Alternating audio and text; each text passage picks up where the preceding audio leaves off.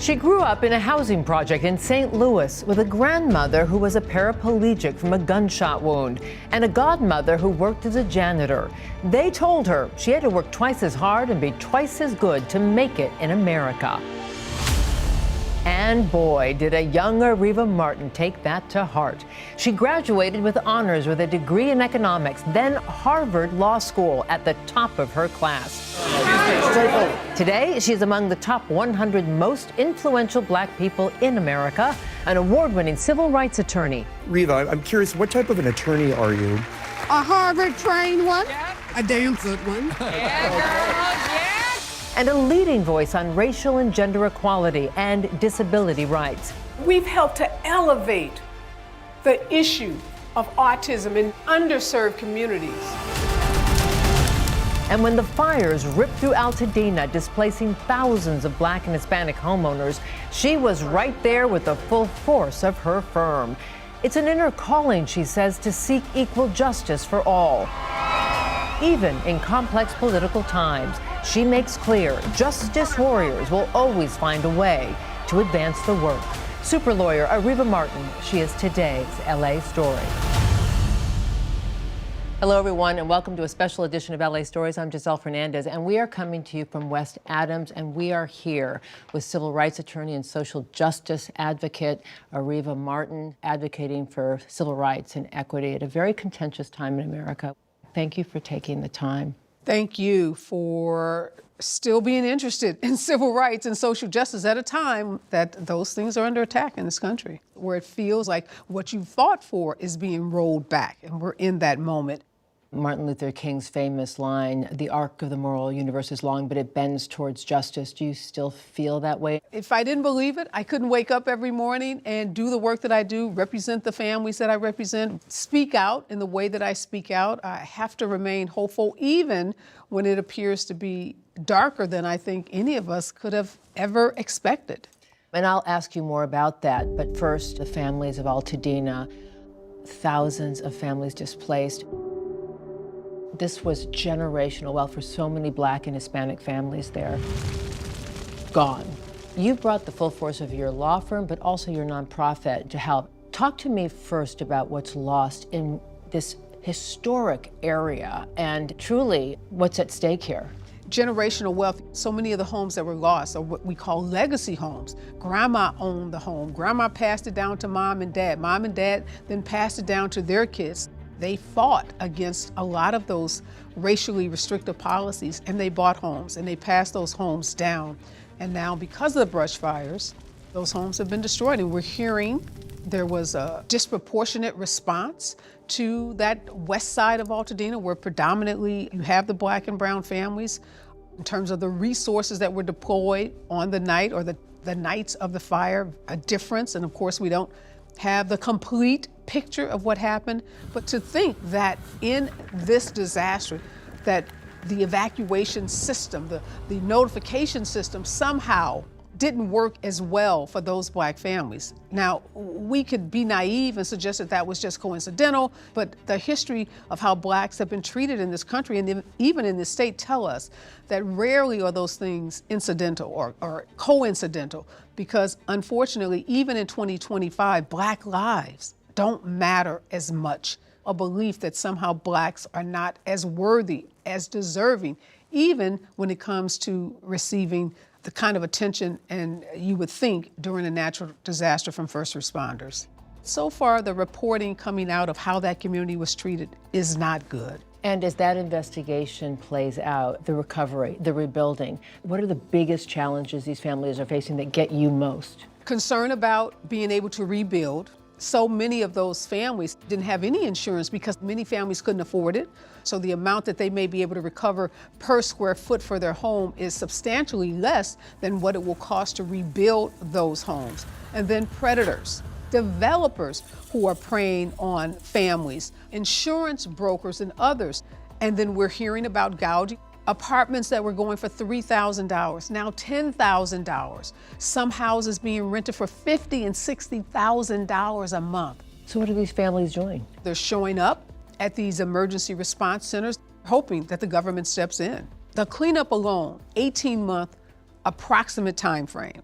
So the biggest concern many families have is, how will we survive? It really amplifies the tale of two cities. There's this false sense about California that somehow racism didn't touch California in the same way that it touched states in the South and cities in the South.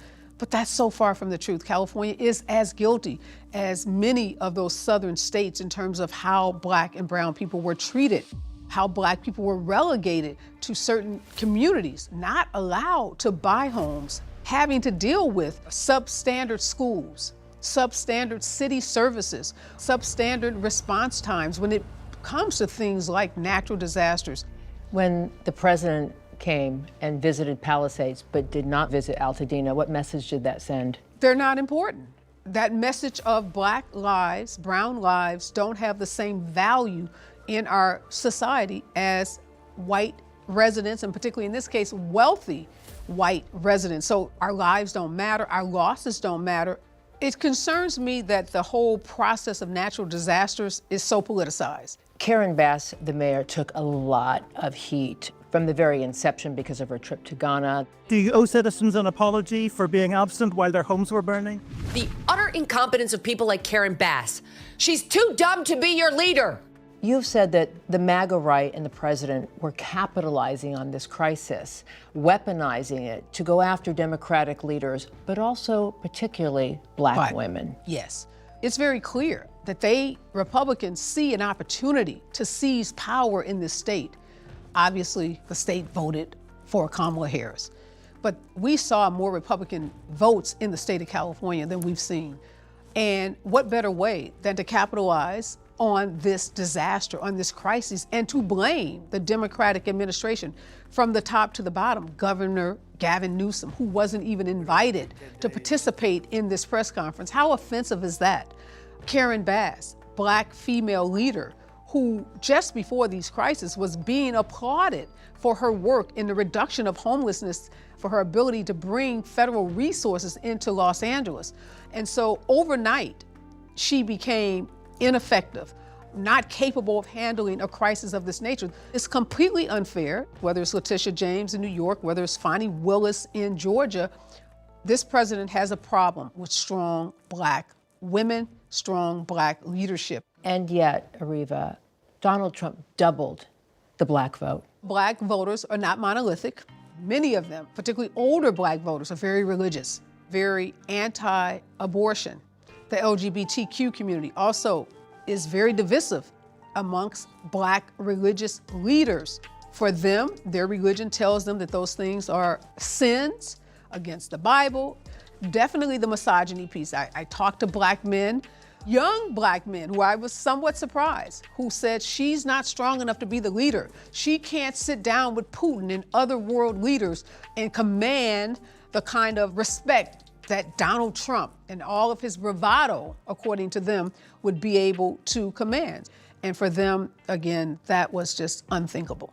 That tells us everything we need to know about where this country is. My administration has taken action to abolish all discriminatory diversity, equity, and inclusion nonsense. And these are policies that were absolute nonsense. DEI, diversity, equity, inclusion. I mean, those three words are your life's work. These are things that you've dedicated your life to. We realize that our work going forward require a deeper and a broader commitment to equity. What gives you hope? Well, it's our ability to tell our own stories, Giselle, through our work, through the lawsuits that we file in court, through the stories that we tell. We get to keep that history alive. We're not going to not celebrate the iconic civil rights leaders and the progress that we've seen in this country as a result of their hard work, their sweat, their tears, and in many instances, their lives that were given up, sacrificed for us to be where we are today. So there are those like myself who are fighting hard to ensure that that history remains vibrant and that we are teaching it to current generations, Gen Z, young people, making sure that they understand the shoulders that they stand on.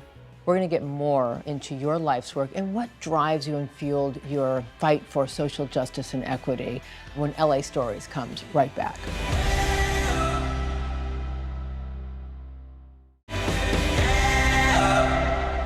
Welcome back to LA Stories, everyone. We're here with California super lawyer Areva Martin. You grew up in a housing project in St. Louis.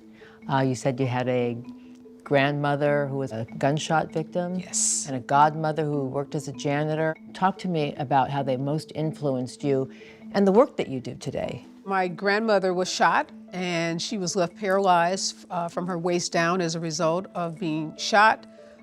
My mother was a single teen mom. She had 3 kids without a husband before she was 22 years old. And my grandmother was helping her take care of her 3 children and her grandchildren. Wow. Yeah, yes, the work that women do. And my godmother probably had a 10th grade education, worked in the day as a maid in wealthy white homes, and at night worked in office buildings, cleaning offices as a janitor. So she had 2 jobs. And by the time I was 10, 11 years old, I was going to work with my godmother after school.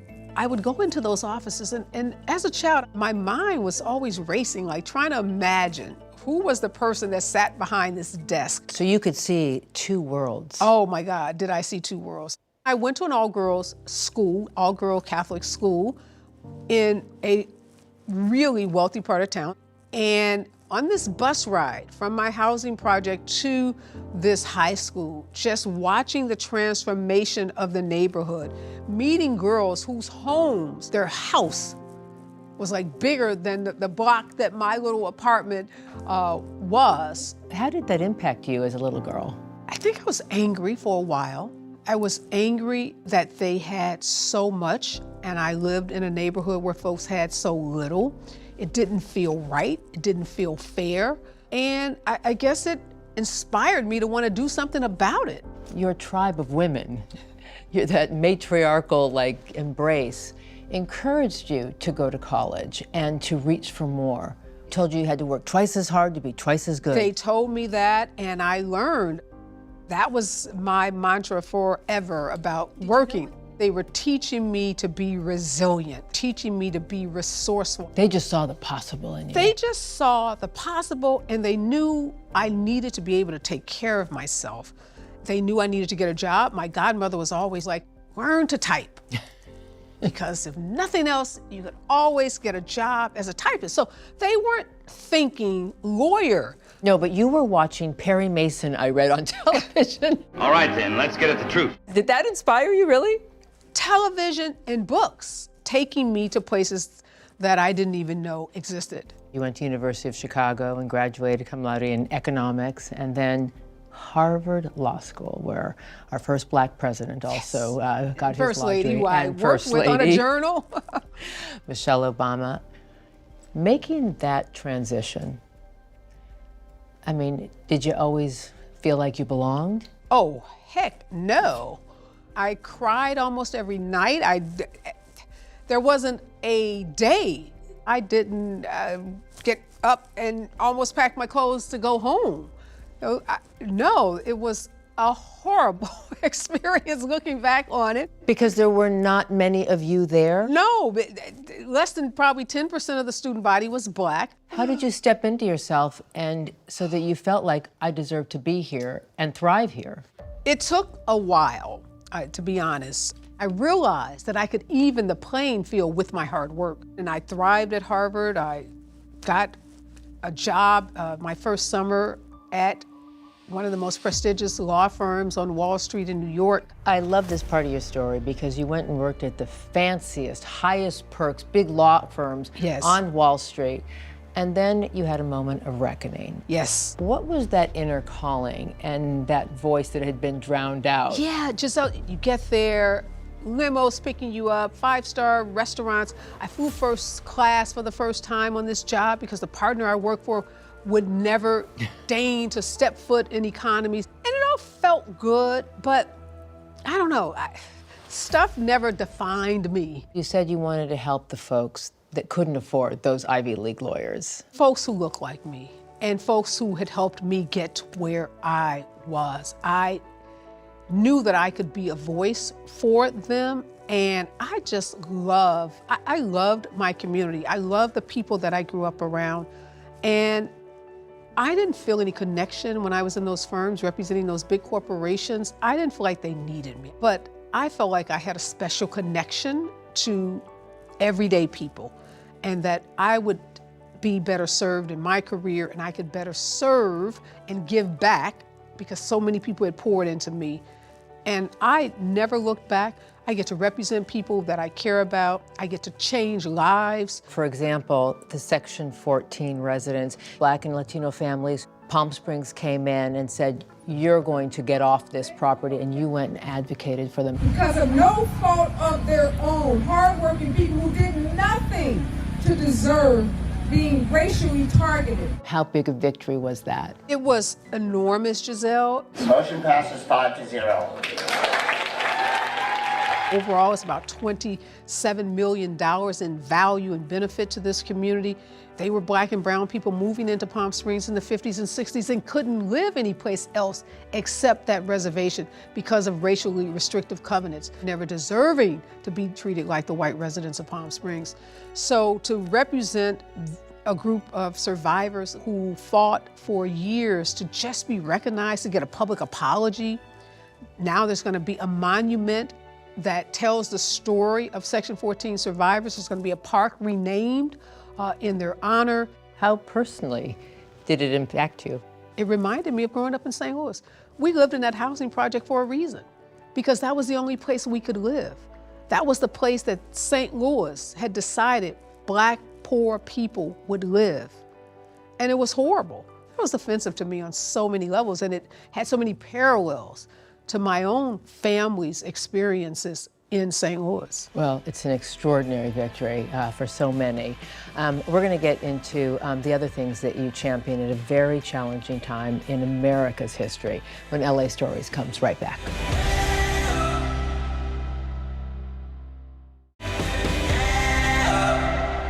Welcome back to LA Stories, everyone. We're here with super lawyer Areva Martin, who also founded her own special needs network, a nonprofit that you created, largely inspired by your son, Yes. Marty, who was diagnosed with autism. When you first realized that something wasn't going the way it should with Marty, you had difficulty accepting that diagnosis, didn't you? Very much so. It was difficult. There were so many questions that we had and so few answers. And for me as a lawyer, I like things in black and white. Like, tell me the problem and then let's find a solution. But this wasn't one of those situations. That really was in part the inspiration for starting the Special Needs Network. And then I also started a disability rights practice in my law firm because so many of those families were asking me would I represent them. So I like to say we work at that intersection of social justice, civil rights, and disability rights, because disability rights are social justice issues. Oftentimes disabled people are discriminated against, marginalized. This country has a history of treating people with disabilities horribly. This is your life's work with civil rights, with women's rights, voting rights, when so much of what you're fighting for and have for decades is under attack. How do you confront those headwinds? I would say, don't give up on the Democrats. I'm a lifelong Democrat. I have not been at all pleased with the response, and I think we've been caught flat-footed. The Democrats should have been more prepared, but does that mean we stop fighting? Absolutely, positively not. We know from history that the pendulum will swing. Whenever we have progress in this country, moments of progress on behalf of marginalized people, with respect to voting rights, with respect to women's rights and LGBTQ rights, there's always an effort to roll back those rights. The movement after George Floyd's murder, we saw this period of racial reckoning, as short as it was. We saw companies, some more deliberate, some more intentional than others, make pledges around DEI and acknowledging That pendulum has swung the it has opposite swung direction. the opposite direction. But I have to believe, or I couldn't do this work, that we're going to see that pendulum swing again. And in this moment, we can't give up this fight. Do you have any intentions to run for office someday? I do not. I think I found my lane, but I just submit to folks, let the chaos fuel your imagination. Think about what would be possible if all of us who are being impacted would say no more. Well, no more needs to be said. You've said it all. How inspiring to sit with you and hear about your advocacy with the Altadena fire, family survivors, but also your civil rights and social justice work for decades. Areva Martin, thank you so much for spending time with us on LA Stories. Thank you. Yeah, amazing. And thank you for watching another edition of LA Stories. I'm Giselle Fernandez. We'll see you next time. Thank you for watching our YouTube channel. For more stories in your communities, click the subscribe button right here. You can also download our app or watch us on TV for the latest information, balanced coverage, weather updates every 10 minutes, and more. We'll see you then.